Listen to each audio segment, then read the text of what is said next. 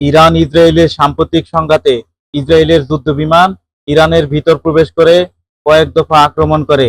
তাতে ইরানের হিরন বিমান ঘাঁটি, সামরিক স্থাপনা এবং একাধিক কৌশলগত স্থানে ব্যাপক ক্ষয়ক্ষতি ঘটায়।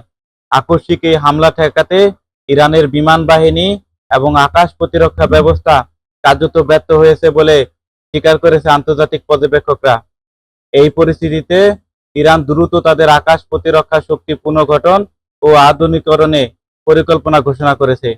বিশেষ করে দীর্ঘ পাল্লার রাডার, মিসাইল ইন্টারসেপ্টর এবং আকাশ নজরদারি ব্যবস্থাকে আরও শক্তিশালী করে তৈরি করা হবে বলে দেশটির প্রতিরক্ষা মন্ত্রণালয় জানায়।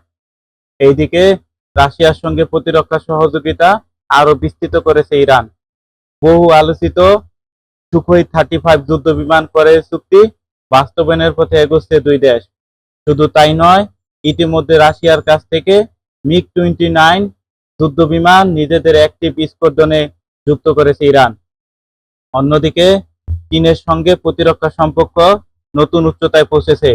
আকাশ প্রতিরক্ষায় সারফেস টু এয়ার মিসাইল, দূরপাল্লার ব্যালিস্টিক মিসাইল ও উন্নত গাইডেন্স সিস্টেম সংগ্রহের মাধ্যমে নিজস্ব সক্ষমতা আরও বাড়ানোর প্রস্তুতি নিচ্ছে তেহরান।